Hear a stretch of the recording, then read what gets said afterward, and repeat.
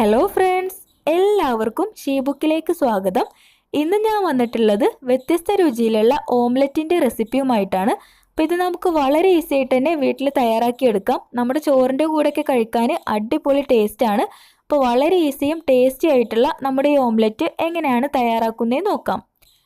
ഇതിന് വേണ്ടിയിട്ട് ആദ്യം തന്നെ ഒരു ബൗളിലേക്ക് 2 കോഴിമുട്ട എടുത്ത് വെച്ചിട്ടുണ്ട്. ഇനി നമുക്കിതിലേക്ക് ഒരു അരപ്പ് റെഡിയാക്കി എടുക്കണം. അപ്പോൾ ഈ ഒരു അരപ്പാണ് നമ്മുടെ ഓംലെറ്റിനെ സ്പെഷ്യൽ ആക്കുന്നത്.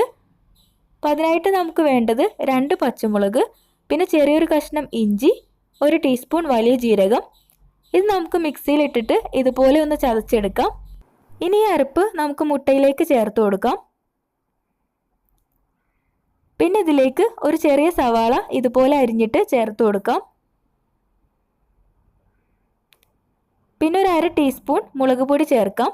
പിന്നെ ഇതിലേക്ക് ഒരു 1/2 ടീസ്പൂൺ കുരുമുളക് പൊടി ചേർത്ത് കൊടുക്കാം. ഇനി ഇതിലേക്ക് ആവശ്യത്തിനുള്ള ഉപ്പ് ചേർക്കാം. പിന്നെ ഇതിലേക്ക് കുറച്ച് മല്ലിയില അരിഞ്ഞത് ഇട്ട് കൊടുക്കാം.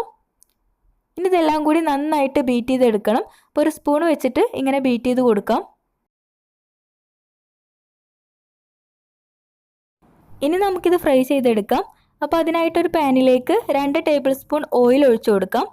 ഓയിൽ നന്നായിട്ട് ചൂടായി വരുമ്പോൾ നമ്മുടെ മുട്ടക്കൂട്ട് ഇതിലേക്ക് ഒഴിച്ചു കൊടുക്കാം. എന്നിട്ട് പാനിൻ്റെ എല്ലാ ഭാഗത്തേക്കും ഇതുപോലെ പരത്തി കൊടുക്കണം.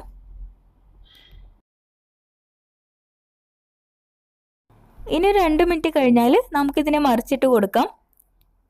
പിന്നെ മറുവശം കൂടി ആയി കഴിഞ്ഞാൽ നമുക്കിത് സെർവിങ് പ്ലേറ്റിലേക്ക് മാറ്റാം. അങ്ങനെ വളരെ ഈസി ആയിട്ട് തയ്യാറാക്കി എടുക്കാൻ പറ്റുന്ന നമ്മുടെ സ്പെഷ്യൽ ഓംലെറ്റ് ഇവിടെ റെഡി ആയിട്ടുണ്ട്. അപ്പോൾ ഇഞ്ചി, പച്ചമുളക്, അതുപോലെ വലിയ ജീരകമൊക്കെ ചേർത്തിട്ട് ഉണ്ടാക്കുമ്പോൾ നല്ല അടിപൊളി ടേസ്റ്റാണ്. ഒരു വ്യത്യസ്തമായ രുചിയാണ് നമ്മുടെ ഓംലെറ്റിന്. അപ്പോൾ നിങ്ങൾ എന്തായാലും ട്രൈ ചെയ്ത് നോക്കണം. എപ്പോഴും ഒരേപോലത്തെ ഓംലെറ്റ് ഉണ്ടാക്കി നോക്കാതെ ഇതുപോലെ ഒന്ന് ട്രൈ ചെയ്ത് നോക്കുക. എന്നിട്ട് നിങ്ങൾ അതിൻ്റെ ഫീഡ്ബാക്ക് അറിയിക്കണം. ഈ വീഡിയോ നിങ്ങൾക്ക് ഇഷ്ടമായിട്ടുണ്ടെങ്കിൽ ലൈക്ക് ചെയ്യാനും ഷെയർ ചെയ്യാനും മറക്കരുത്. നമ്മുടെ ചാനൽ നിങ്ങൾ ആദ്യമായിട്ട് കാണുന്നവരാണെങ്കിൽ ഒന്ന് സബ്സ്ക്രൈബ് ചെയ്തിട്ട് സപ്പോർട്ട് ചെയ്യണം. അപ്പോൾ അടുത്തൊരു വീഡിയോ ആയിട്ട് വരാം. അതുവരേക്കും എല്ലാവർക്കും താങ്ക്